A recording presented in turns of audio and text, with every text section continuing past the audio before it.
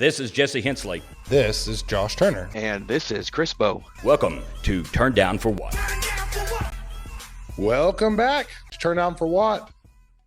Welcome to our new air date, Wednesday. Your little midweek EV special going into the Thanksgiving holiday week. Absolutely. Everybody on Turkey Day can be listening to all of what we have to provide. But yeah, excited to be here today, kind of talk about a couple exciting topics that have kind of developed over the last week. We don't have a guest this week, so it'll be a nice short and to the point. So on Turkey Day, you can get back to your football. Yes. Whatever else you want to do, because the 49ers play on the Seahawks. Thursday, right? Yes. On the road. So I don't have to work it. Yeah. I'm a gigantic McCaffrey fan. He's just a very solid running back. He's on my fantasy team and everything. So I root for the 49ers as often as I can. And Brock Purdy, as a tangent, Brock Purdy is just the wonder child when it comes to everything. I mean, the last pick of the draft to being as good as he is, I mean, it's impressive. But yeah, he's phenomenal. I was really privileged to meet his family and his father, his mother, and brought him down to the tunnel where they come out for warm-ups. His first starting game against Tampa last year, and it was a really cool moment. And he's great. McCaffrey is great. McCaffrey drove a Lucid for a while. I have to check and see if he's still driving it, but he was an EV guy for a little bit. And then we got to get Brock into one. He doesn't make that big time money yet, so he's driving still living with his mom or his or whatever it was. I saw that article. Yeah. He just got engaged. So let's not act like he's underprivileged. No. I think he makes enough to get himself a Lucid or whatever else he wants to buy. Hey man, the taxes are mighty out here in California. Well, I mean, you still get to take your tax credits for buying an EV, so right. But yeah, no, I mean, Brock Purdy's one of my favorite aspiring QBs. Outside of, I mean, I've been surprised this year. We're on a total tangent for an EV podcast, but here we are. Josh Dobbs is the only other QB that was unsuspecting at the beginning of the year. He was actually a Tennessee quarterback for UT, which is an hour and a half from me. I'm not a UT fan, but anyways, he was mediocre in my opinion in college, and then come out to the NFL, and all of a sudden he's back up, and then starts and is better than Kirk Cousins, and that's saying something. That's saying something, but I feel bad for Kurt getting injured, but yeah. Anyways, let's talk about EV stuff, because this is not a football podcast. We can make it into one. Yeah, let's get Travis Kelce and his brother on the line for our next podcast. Yeah. Talk about EVs and football. Right. Anyways, McCaffrey, if he drives a Lucid, will have to be a guest at some point on the podcast. We'll have to. Yeah, I'll try to get him if he's still driving him. Yeah, that would be really. I mean, that'd be fun. That'd be really fun. Yeah. But speaking of Lucid, let's talk about our first news article for the day. So, at the LA Expo, they had a grand reveal of the Lucid Gravity. Tell us some stats on that, Chris. Much anticipated, and it's great to finally have it get released out to the public. I've seen them out here in the Bay Area, just kind of driving around with all their camo. Haven't had a chance to get really up close to them, but was really impressed by the reveal. They're looking at having a similar sized battery as the Air. So, somewhere in that, 115, 120 kilowatt hours, range upwards, above 400 miles, which is amazing. It's got their huge 900 volt platform for charging. So they're talking about, being able to get 200 miles in 15 minutes. If you can find a EA charger that will actually deliver 350. Yeah. The 350, right? I mean, good luck with that. Of course, they've got they're finally on board for the Tesla network, so hopefully they can figure out how to get that boost going. That's not coming until 2025. Yeah. But this vehicle ordering opens this year. But is the 25 the first year it's released, or is that a 24? 25 is the first year it'll be released. So maybe it'll be released with NACS.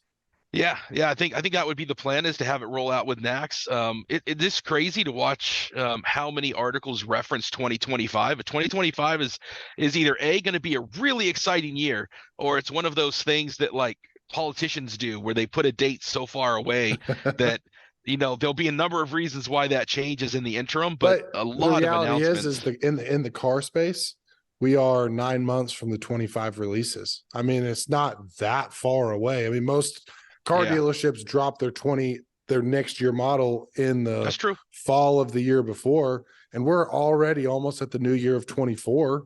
Yeah. So I mean, reality is in less than a year, depending. I mean, they dropped the 22 Lightning in 22, which is usually rare, but most future releases, they're dropping the year model in the fall of before. And so, I mean, if they're talking about taking orders for this Gravity in the spring, you could likely see before Christmas delivery next year of these models. And maybe by then we'll have the NACS arrangements in place to actually start getting those implemented in vehicles. But when you're talking about these 25-year models having it, I mean, we could be well less than a year until we actually see some of that infrastructure in, as long as they actually intend to respect that time frame. I haven't seen anything in the articles and in the news talking about them actually having a NACS release, but they haven't said it's going to be CCS either, I don't think. So that's one that obviously TBD. Yeah, I mean the current ones have CCS charge ports, obviously, because that's what's available today and that's what they're using to charge. But the actual production release hopefully will be NACS. And yeah, it's just really looks impressive on paper. I think obviously we'll see when people get to actually drive them around. They get some press vehicles out there to play with. It's you're 0 to 60 in 3.5 seconds. It's got a payload of 1,500 pounds. Towing capacity of 6,000 pounds, which they want it to be used. Yeah, they want it to be used as an SUV. And so it's got all that 800 horsepower, all that instant torque you'd expect. And when you've got the aero that it's got, it's going to be an impressive vehicle. I think they're going to release, I'm sure, the expensive ones first, which everybody does, and then they're eventually going to get to that sub 80,000, probably 79,999, right? But yeah. they're going to get to it, and that's where I think it gets really exciting. And of course, I'm just a frunk nerd, so that was what blew me away, is to see that continued evolution of the frunk and the way it's designed. And they the lowest of the frunks with that design. The F-150, of course, first, where that kind of faux grill came up with it. Cybertruck, I love to troll the Tesla stands and tell them that they stole the frunk from the F-150, which they did. Their frunk is massively disappointing too. I mean, it looks like you could barely put like a 2-liter in there. I mean, it's nowhere near as the storage capacity, but I mean, the aerodynamics of that truck doesn't allow it, but it's still definitely not a impressive frunk. But it's got that low open faux grill comes up with it design. Yeah. Whereas the original was more like the Rivian, where it had that just the lid popped up and you would kind of have a tub in there, which is what Tesla traditionally did and what Rivian did. And so for them to kind of change that design, I thought was great. And then I'm really curious. I'd love to talk to somebody at Lucid and see if some of that inspiration came from seeing that kind of faux grill lift and what that meant and how you'd have that low entry. And I think Lucid did a great job.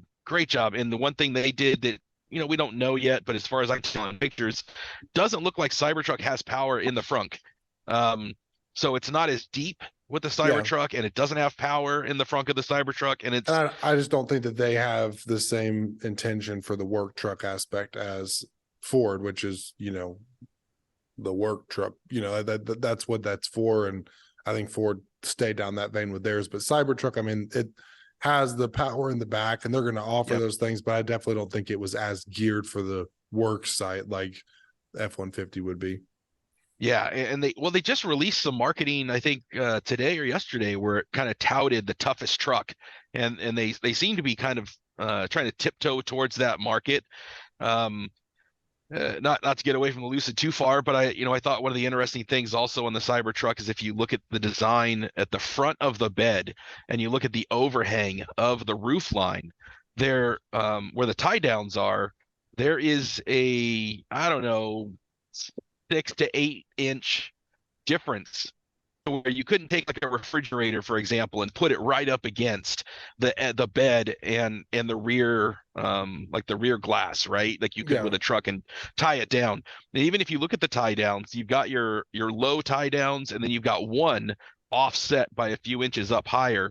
So they know that you're going to have to kind of push whatever a vertical load away from that roof line. So that was just some interesting design choices and how that goes to the work vehicles and racks and ladder railing and different types of aftermarket accessories that the F-150 has just thousands of that are well established, and how that gets rolling out for the Cybertruck. But back to the Gravity though, they just did a really good job of putting that power up front and putting a low entry where 2 people can sit there, and it's got the air ride suspension, and it's got all that room. I want to say it's 11 cubic feet versus 14 in the Lightning, which for an SUV is great. I mean, every day you can put groceries and your food and valuables in there that nobody will ever see, lock it away. I think, to me, that was the coup of the auto show, was that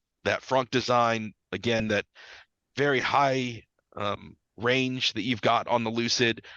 NACS is coming, looks like a great design. I think it looks way better now that all the camo is off of it from the pictures than it looked when it was wrapped. It hinted at that kind of minivan feel with the back, but in person it seems to look a lot sharper.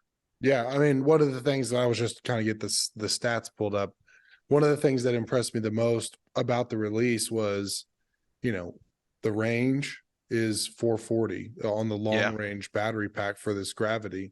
And I think it's going out to target the Model X, or the Model Y customer base, for being that small SUV size for the, offering. But every vehicle that you see that has north of a 400-mile range is usually conditional on a massive, massive battery pack. And the Model Y has a 330-mile range with an 83 kilowatt roughly battery. But this is targeting a 440 range on the long range version of this Gravity, and it has a 112 kilowatt battery. So it's going to get over 100 miles more than our trucks with 20 kilowatts less battery, which just speaks to a super efficient vehicle. Now, obviously, it's much smaller than our trucks, but one of those things that, all things considered, they are getting good range results if it actually releases, obviously at 440, but they're getting really good range results off of a heavier weighted battery than the Model Y. They're getting still almost the same efficiency. It's going to be 4 miles a kilowatt for that efficiency on a vehicle of that, size battery pack. I think that that's very impressive, because one of the issues is the larger battery packs cost more. And so they're having an under $80,000 offering with a battery pack that's not, massive, and they're able to get really good range results through the aerodynamics and through the efficiency of their actual platform. But the other Lucid products still have really good range and efficiency, so they're mimicking that design nonetheless. But to have this SUV Model Y competitor to actually have 100 miles more range, I think is a very incredibly impressive thing, because, as we've discussed, speed of charge, infrastructure and affordability, like those things have to improve in the EV space. And they have, super fast charging available. They have super fast charging available. They have small battery packs, affordable, under 80,000 for them is a good milestone to qualify for the tax credits and otherwise. So it's a really good stepping stone to put them in the right position for that future. Yeah, their drag coefficient is really low on it. Their motor tech is phenomenal. Like I've seen their motors that they use and the breakdowns of them. They're really efficient. their designers are top notch over there, and I think it's going to be interesting because it's a weird fit, kind of where it sits in the market, because the Model Y does have the third row option, so does the Model X. You've got the R1S that has the third row option. This one seems to have the most amount of space of all of them, and they've done a really good job of making it to where the back third row seat will fold down. Yeah. Not to perpetuate the minivan kind of narrative out there, but my old Honda Odyssey, where I could take the third row and fold it down into the floor and give you that flat surface. They've done something analogous to that.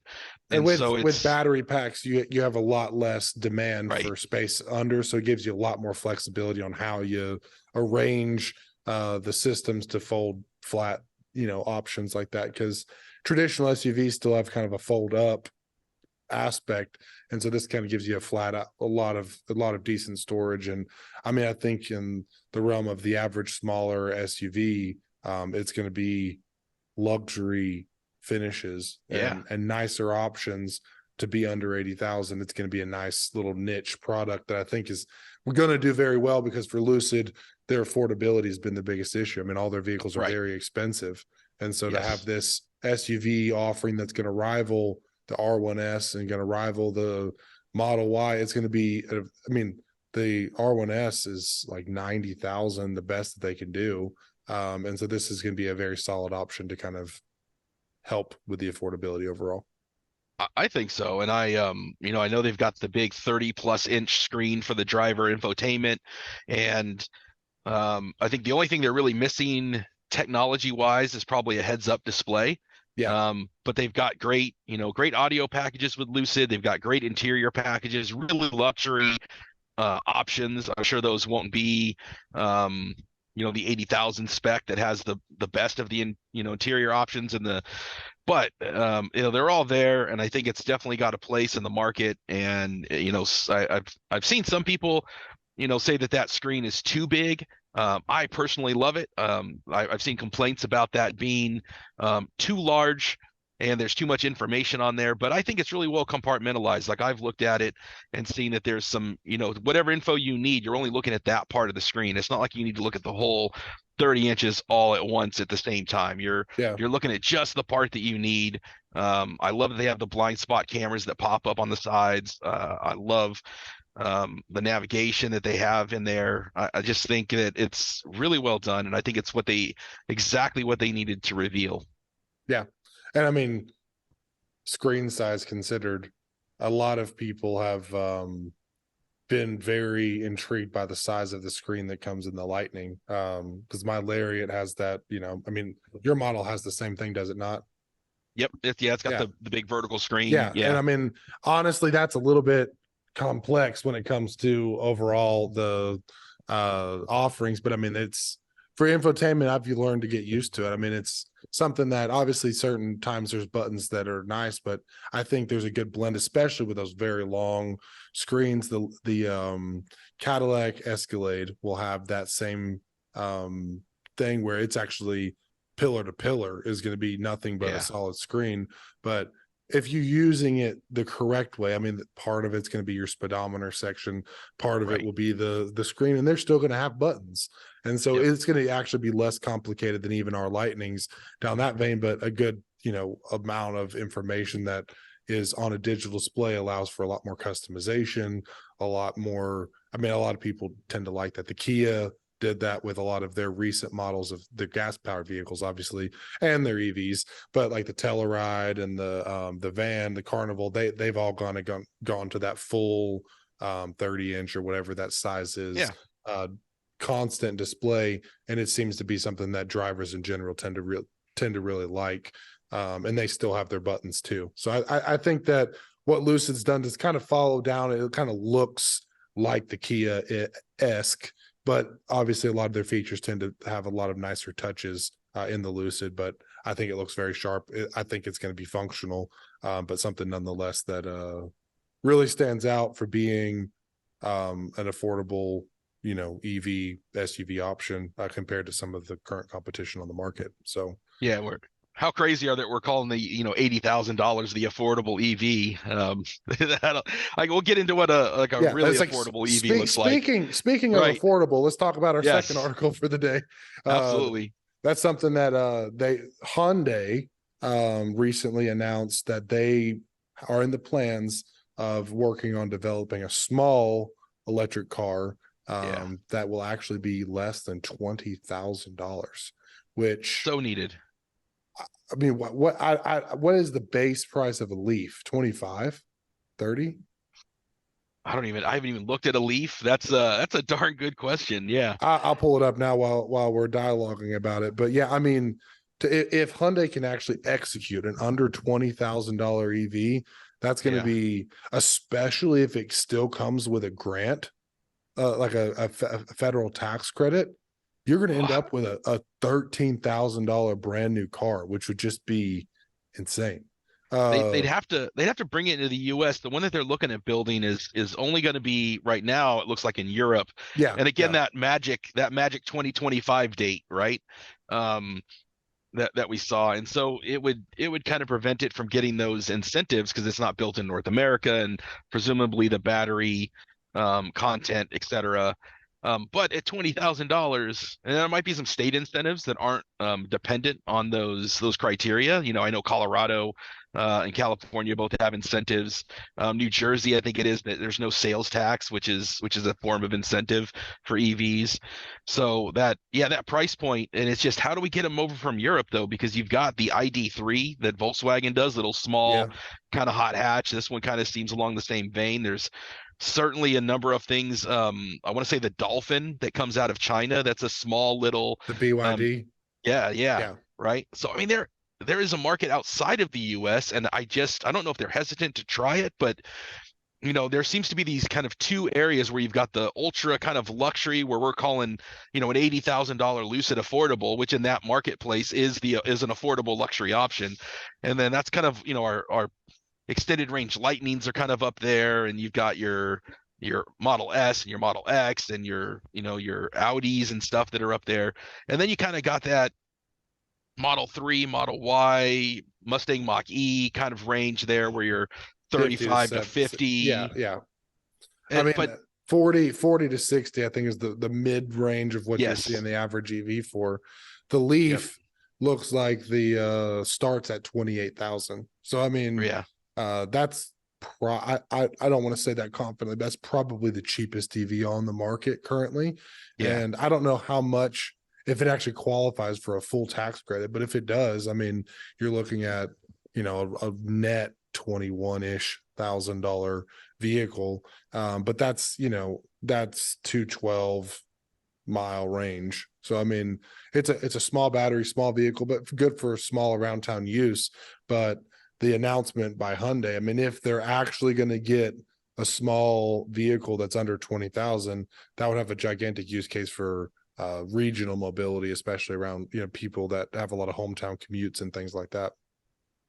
Yeah, I think, I was jokingly talking about, when my daughter's old enough to drive and looking at things like the Nissan Leaf or the BMW i3, which at that point will be, there'll be plenty out there that are used and at good prices. And I think that's a big part of the market that's missing, is that still, if you can get those entry level, those Volts and those Leafs and those BMW i3s, and you get them into the used market and down the road, there's still that entry.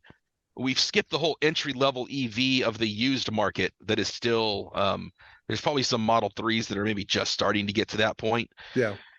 But that's a big segment of the market that is just missing. And the young folks that are, just out of college, or even, some high school age folks with well-to-do parents, who would probably get them a Tesla at that point, I guess. But, I remember my first car being an old 70s Dodge that I had to, get from a neighbor's front yard. And I'll be excited when we start seeing that kind of thing, where there's a good, robust used market of affordable EVs. And then, these little ones, if you remember back to like the days of the Yugo and Hyundai before it was the quality product that it is now, I think there's something fun about those little cars, those ones that came out of Japan early on, those Yeah, Datsuns, those yeah, yeah. little two-seater Toyotas and things that the EV, obviously we can't go to that level of like how unsafe some of those were, but if you bring some of the modern engineering and into a small, option, there's always been a market for that, and Yeah. I'd I, love to I see it get imported. yeah, I mean, you just need to have a small sedan size vehicle that's affordable. Yeah. If they can drop a Honda Civic for 25 to Yes. $30,000, we want to have the same market for new, and then you flash forward 5 years and that used market will be 10, 15,000. Because I've seen it a lot. EVs tend to depreciate, especially with the more miles, lot more than a gas powered vehicle would, just because battery degradation, I guess the upcoming cost of potential replacement. But like we discussed, if the battery health is going to do good for the long standing run of the actual life of the vehicle, and it can get 400,000 miles if maintained properly, then 100,000 mile used Hyundai Ioniq could go Yeah. for 15 to 20,000 or whatever that value would be. And that could be a really good use case vehicle that's safe, fun, tech features and all that, and be an affordable option for parents trying to get their kids a starter vehicle. The very first vehicle I bought myself was a brand new Ford Focus. And that's I'm 6'6", and I'm not going to say my weight, but a large dude. And I couldn't fit behind the steering wheel of that thing, but it was my first car. I wanted the warranties and the assurance, and so I bought that vehicle, and it was like 17,000 roughly, but it's a tiny vehicle. And this was before, I'm sure now it's probably 21, 22 with inflation, but nonetheless, like it's an affordable starter car that's an actual biteable chunk for a young person to pay for a payment. And so getting that market to where you're either having these small vehicles like the Focus that's gas powered, have an equivalent of a small vehicle that's an affordable EV, like you're saying, then, even if it's 25 to 30 and you get a credit, then it's kind of the same net impact to my financials and my affordability, like that Focus was when I bought my car. And so the Leaf is, I think, a very prime example of that. But I think we need to see all the OEMs trying to get an option out there, like the 39, was it 29 or 39 with the original Pro for the Lightning? 39 was the original. Yeah, and now and it's I think 45, it's 49. Yeah. But I mean, yeah. an affordable brand new truck option being 39,000. I mean, you can't really buy any new F-150. What's the base model? It's not XLT XL, sorry. probably. I'm thinking Tesla XL is the base, but even a brand new XL gas powered truck is going to cost that much. But when you're talking about the used market, then those Pros, I mean, obviously with current demand, it's going to go up. But I mean, with those Pros, you give it 5-10 years, and then you're starting to see a used car market, like you're saying, that's affordable, like the traditional gas powered vehicles would be in equivalence. The issue is there's not a used car market in the EV space, because the only vehicles long enough to be a used car market are going to be your Teslas and otherwise. Yeah. Well, I think I'd love to hear more from Ford on this stuff, because we think of the F-150 in America, it's the number one selling vehicle and far and away the number one selling truck. But you get outside of America and it's the Ranger.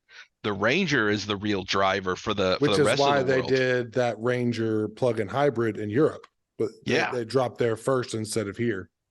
Yep. So I think there's a huge market for that Ranger and Maverick, and there's a lot of that out there still to come. And I think there's been, some different people who've been critical of Tesla for the Cybertruck, saying if you'd have put all those resources into that smaller mass market, $25,000 EV, you could have continued to have growth. A lot of people think that 2024 won't be a big growth year in EVs in general. And a lot of people are targeting that. You see that 2025 come up all the time. Yeah. And a lot of the stuff that I read is that 2024 is almost going to be a lost year. I think there's Volkswagen's ID Buzz is supposed to that VW bus that is in Europe now, but I'm super looking forward to seeing that. I love those. A lot of places are coasting. Yeah, And I think a lot of them have worked on announcements of things that they have in production. The only yeah, ones that have executed, really, like we've discussed, are Ford, Rivian, and those people, and they'll yep, have to do announcements.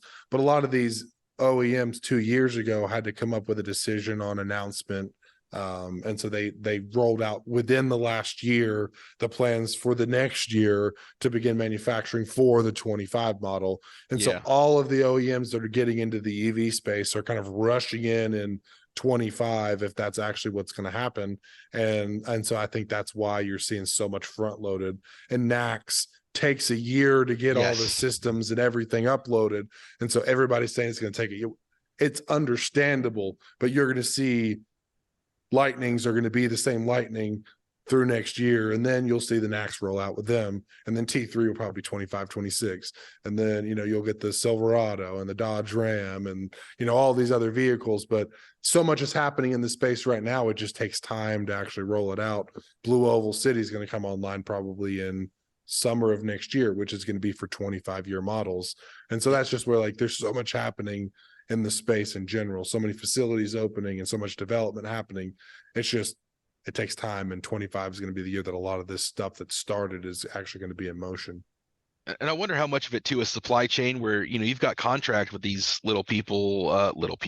these little companies that are making these things, like these cable harnesses and the things for CCS that have to go and transition to NACS, and you might already have a contract. These things might already be built, and you've got to sell through those things you've committed to before you can transition.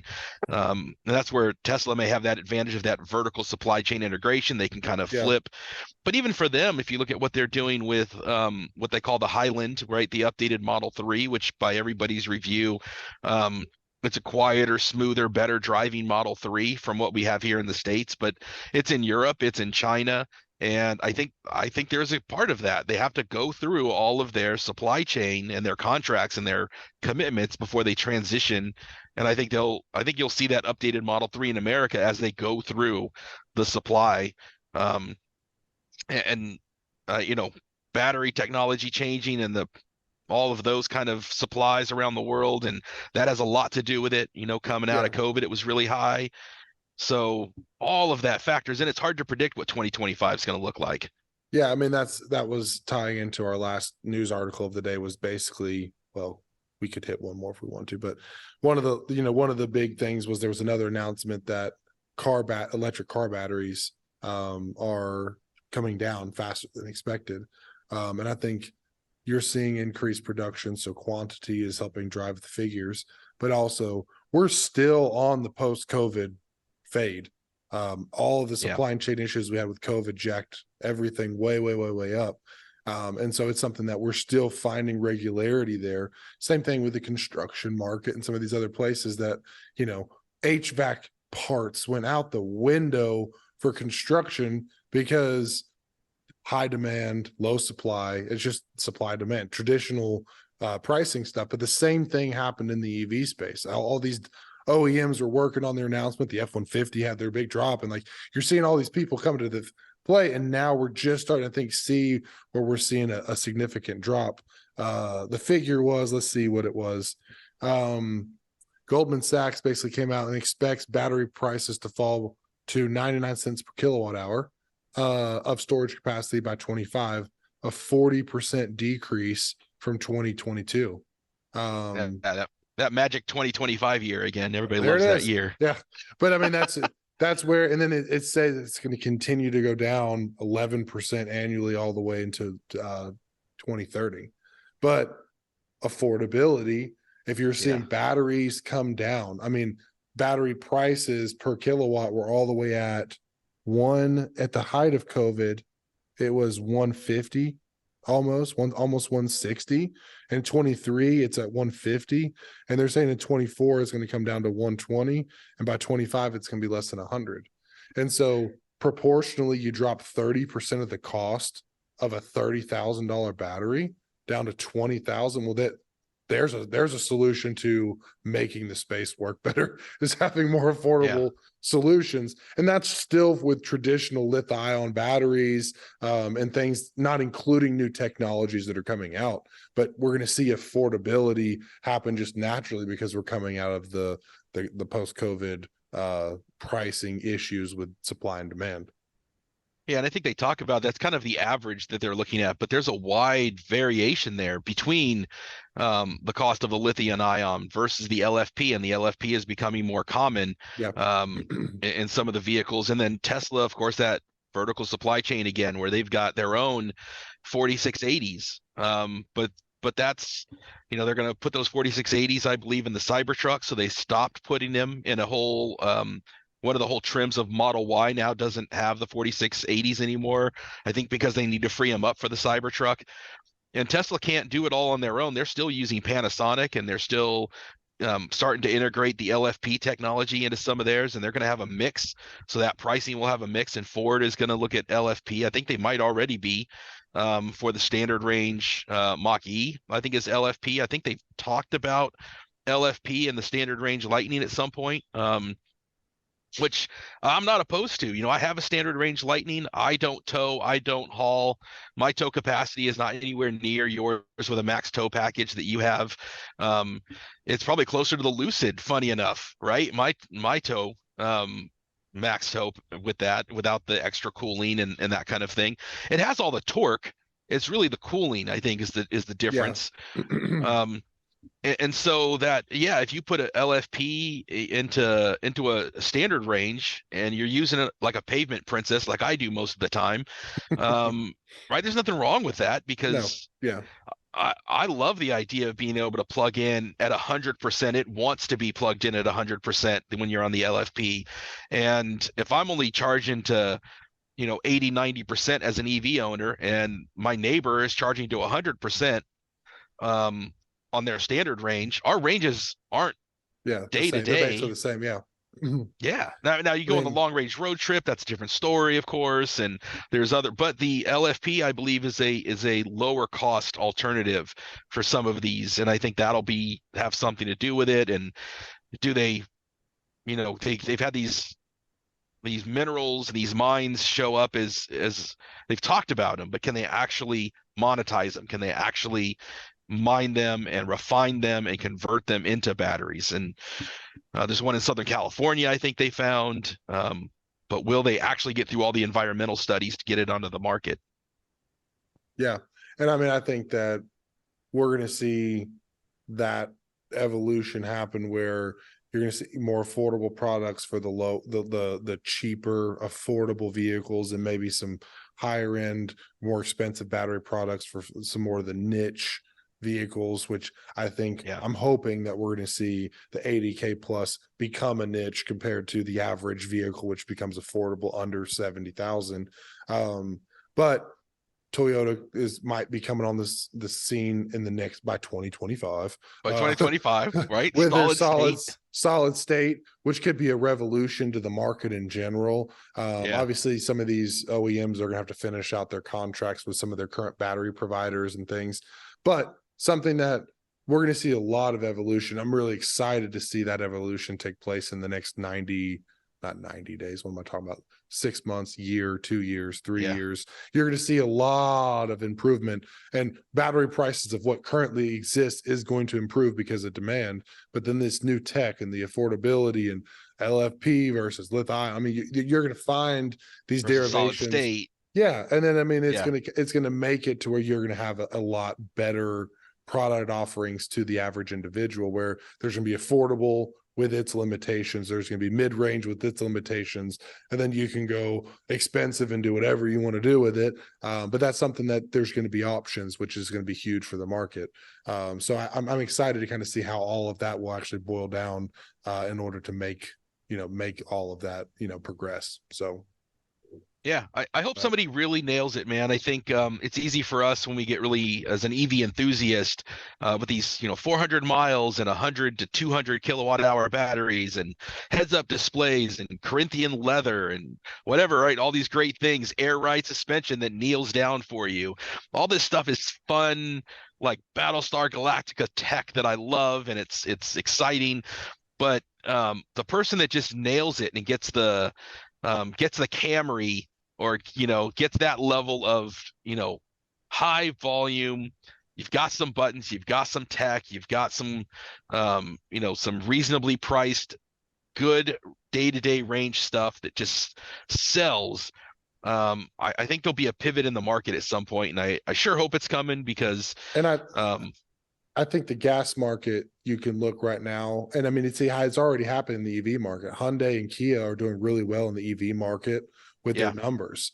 But if you look at the gas powered Kia and Hyundai. Hyundai, Yeah. they're doing very well with high demand. Their dealers are all charging markups for the vans, the SUVs, because they're offering all of the tech of a $90,000 vehicle. I mean, the Telluride top package is like 47,000 Yeah.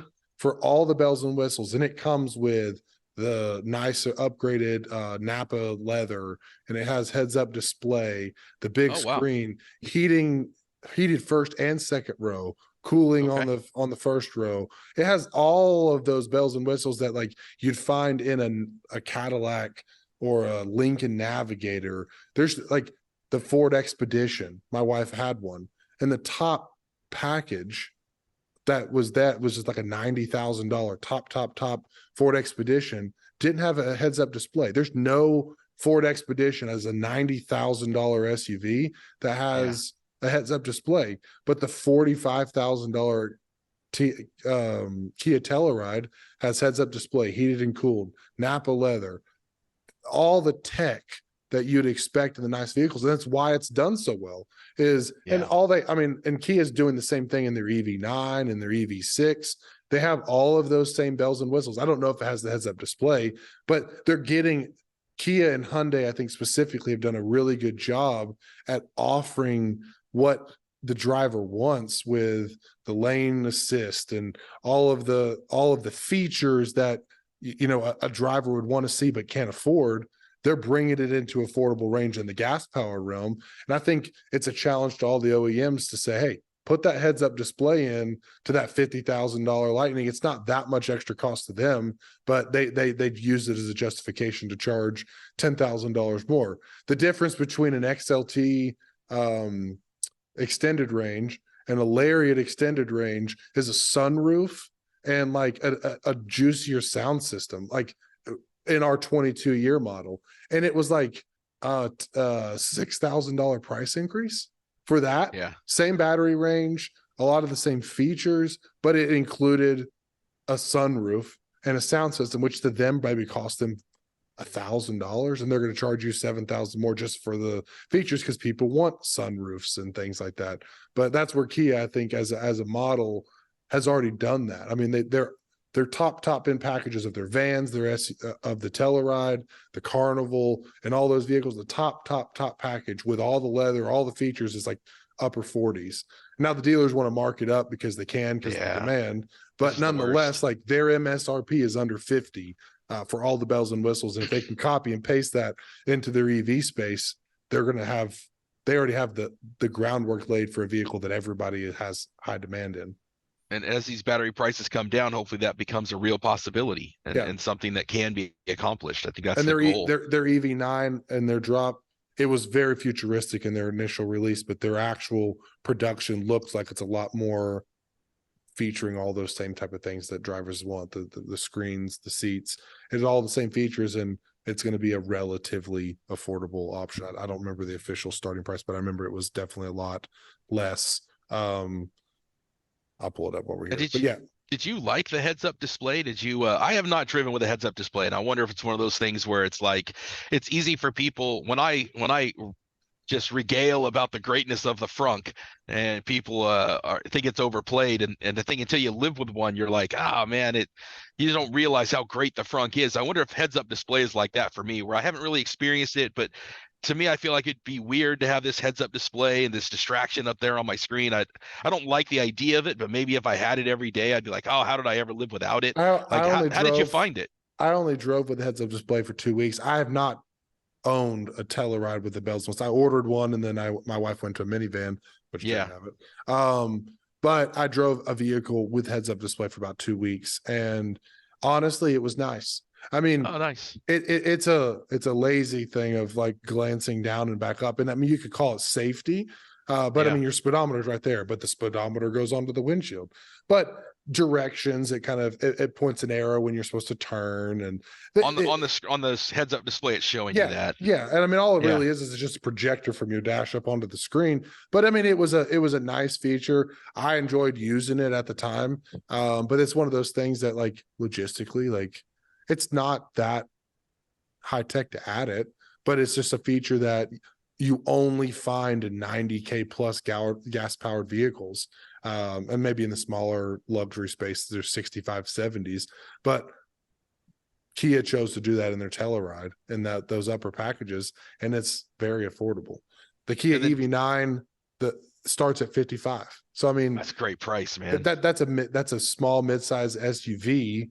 Yeah. EV offering for 55, which is 5,000 more than what we're talking about, but it looks like their top trim model is about 63.9. No, the top trim model is going to be 73. There you go. But even with the tax credit, you're in the mid 60s, which is, not astronomically expensive more. Again, now, are those manufactured in the U.S.? And can they get that tax credit, or are those gonna? Oh, that's a good point. They're not. I bet you they're not. I mean, with the when I ordered a Kia, and I was looking at Kia and Hyundai both, they basically, you can't build in price like you can with the Lightning because they're not made here. You basically say, I want this, and then they'll look at allocations of what's shipping in from Korea or wherever they're coming from, and they'll find one that matches your color and features that you want, get it as close as you can, and deliver it. So there's not like with our Lightnings, you got the picture of it rolling off the line, like, this is Chris Bowes F-150. I actually didn't get my picture. Jesse got his, and I didn't. I'm still mad at Ford about that. Anyways, but they built that truck for me and shipped it to me. With Kia and a lot of those external OEMs, they're making them there, shipping them over, and then you just get whatever. Usually they can build exactly what you want in those allotments because they're shipping over hundreds. But if you want black with the top trim with this leather seat color, they'll have to wait for that allotment to come in, and then they'll grab that out of the allotment and ship it to your dealership.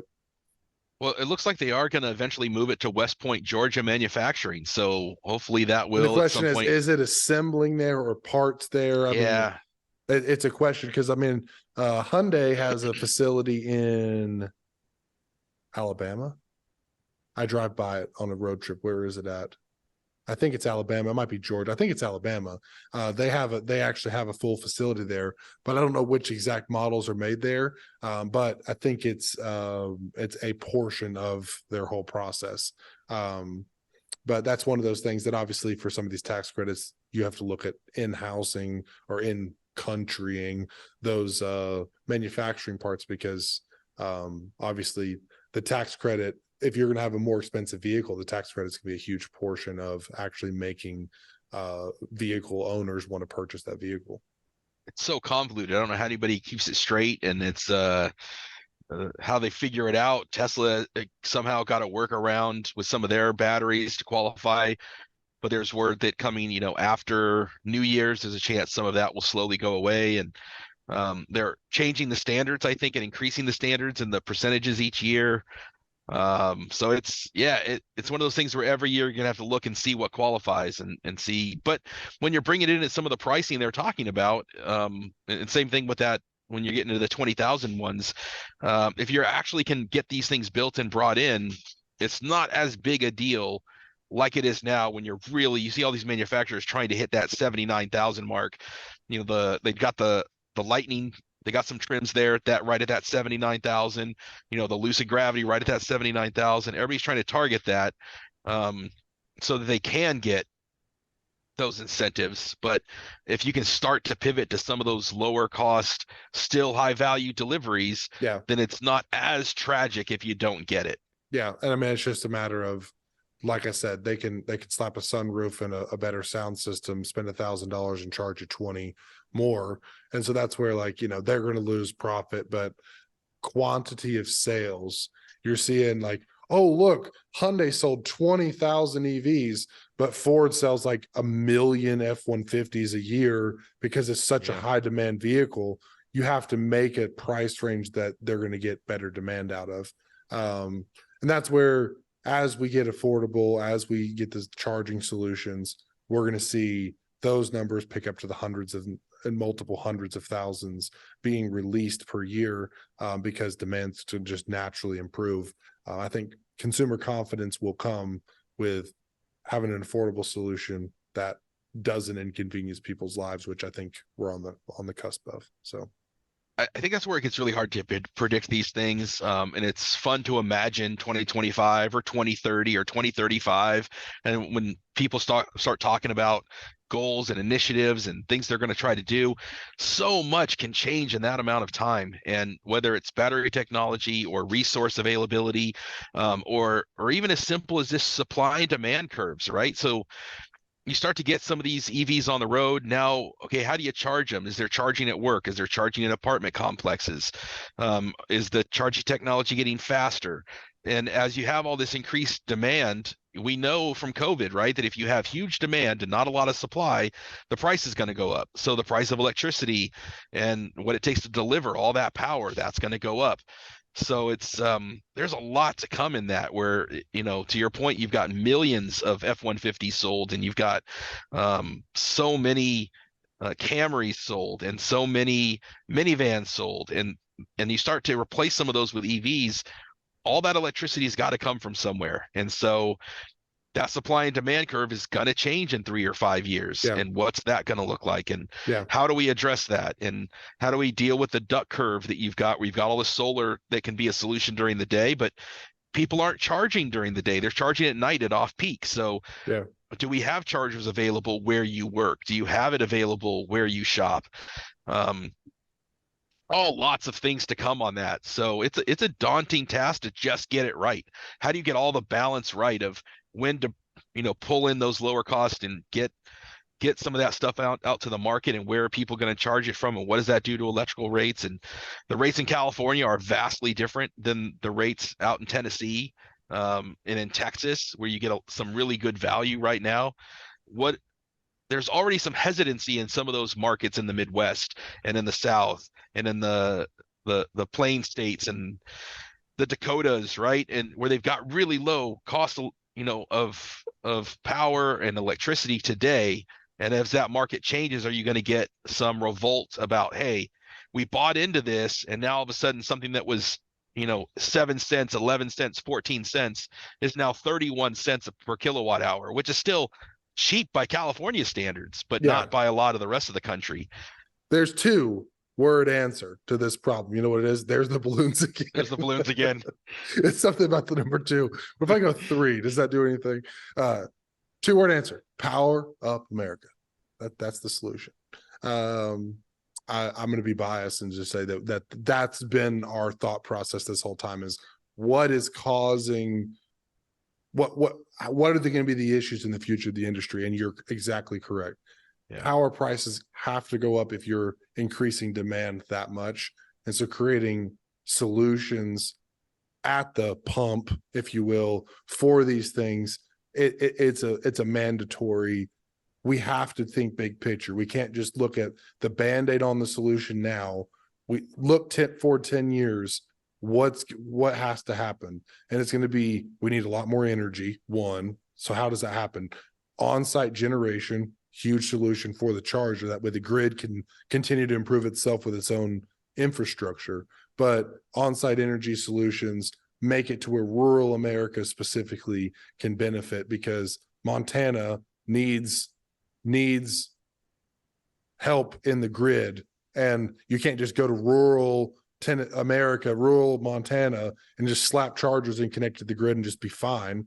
Maybe Montana's grid's better than it is here, but it's one of those things you have to have plans and actions. And OEMs need to look at battery tech. They need to look at the future. They need to look at affordability, because the future of the industry is tied to that.